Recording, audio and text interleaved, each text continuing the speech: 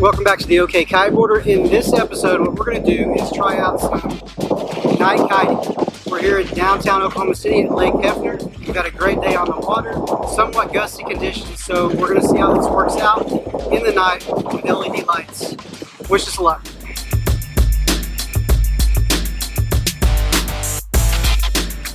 With such a good day on the lake and the sun setting, we all decided to push our luck a little bit and bring the kites in to set up for night kiting.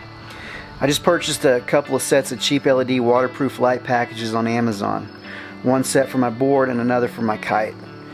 Daniel was the driving force here, as he has ridden many times at night at this location, and for him it was just another Saturday night fever session. But that's Daniel, who does all of this stuff on a foil. The rest of us, not quite as loose. I zip tied the battery pack to my front foot strap, and then I secured it with Gorilla Tape before running the tape LED strand down the front of my board. I forgot to tape the connection point, and more on that disaster later. Then I just ran a single line of lights directly under the foil board. It wasn't perfect, but it was easy and manageable. If you take the time, you could easily set up a more permanent setup with bracketing and a hot glue gun and end up with something like this.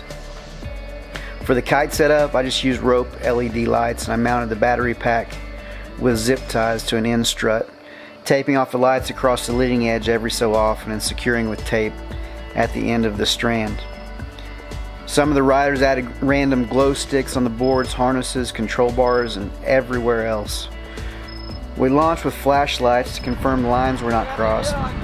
Make sure not to shine lights in the launcher's face. Sorry! The area where we were riding is experiencing something I would call Oklahoma seaweed around the shorelines, and we all know how seaweed and foiling are not partners. So forgetting to tape the connection point on my board proved fatal early on, as I had not body dragged far enough out to begin my start before getting caught in this seaweed. So flipping the board over to pull the weeds off my foil left my board in the dark the rest of the session.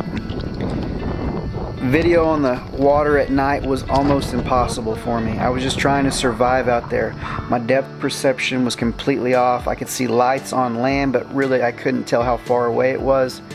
I found that cruising on a foil was easy, but transitioning in the dark, not as simple. I used vision way more than I thought for foot switches and jibes, and not being able to see the wind lines on the water was also difficult in a gusty environment. Just not knowing what was coming before it hits your kite and being able to prepare for those changes. So after about 20 minutes, I went back home, landed the kite, and concluded that that was an experience.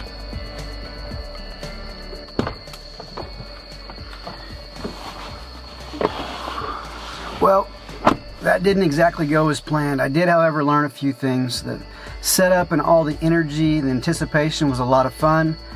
But a few points if you're looking to kite at night. First of all, make sure that your LEDs are properly secured. Double check your lines before launching a kite to confirm that the lines are not crossed. A crossed line could be devastating. Make sure you have some support with you as well, and don't go at this alone. Reach out to Green Hat for all your kite gear needs. I wouldn't blame them if they deny ever knowing or supporting the OK Kiteboarder following this episode. Who's that? Please don't unsubscribe, please don't dislike, and we'll see you next time on the Less Than OK Kiteboarder.